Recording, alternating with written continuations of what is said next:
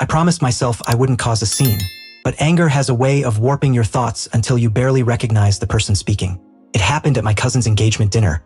A bright, bustling affair filled with clinking glasses, nosy relatives, and gossip that traveled faster than the hors d'oeuvres. Daniel, my boyfriend, sat beside me, silent and withdrawn, eyes glued to his phone like it was the only thing keeping him anchored to reality. For months, our relationship had been unraveling, strand by strand.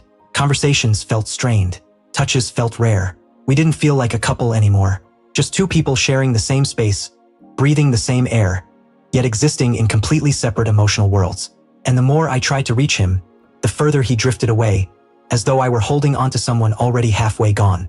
But it was the silence that hurt the most. Every time I asked if something was wrong, he muttered, "Just tired."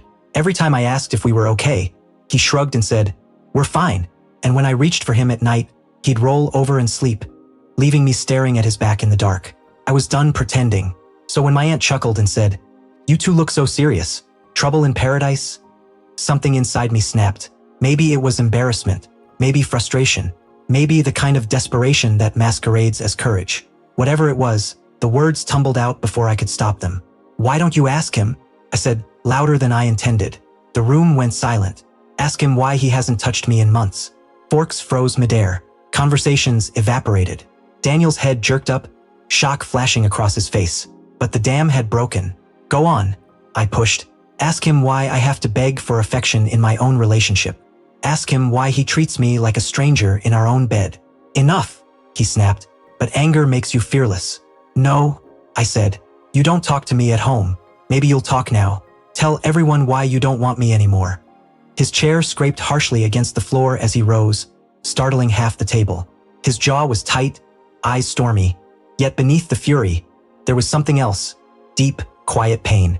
He reached into his pocket, placed his car keys on the table, and when he finally spoke, his voice was unnervingly steady. "You want the truth?" he asked. "Fine, here it is. My heart stalled for months," he said. "I've been falling apart. Work, bills, pressure, everything was swallowing me whole. I didn't know how to talk about it. I didn't want to dump it on you. I needed time. I needed patience. I needed you to see that I was struggling."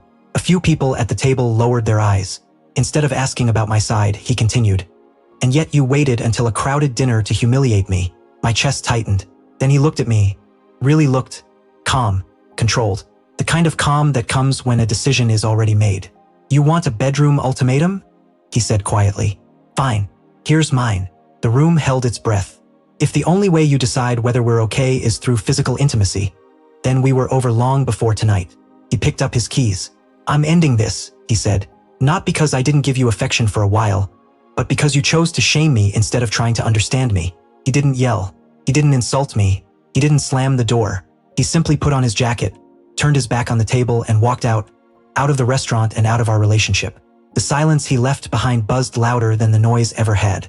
My face burned, my hands shook, and for the first time in months, the truth hit me like a blow to the chest.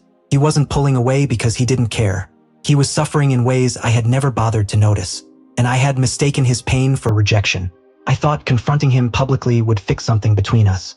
Instead, it drove him right out the door, and with him went the future I had been so sure still existed.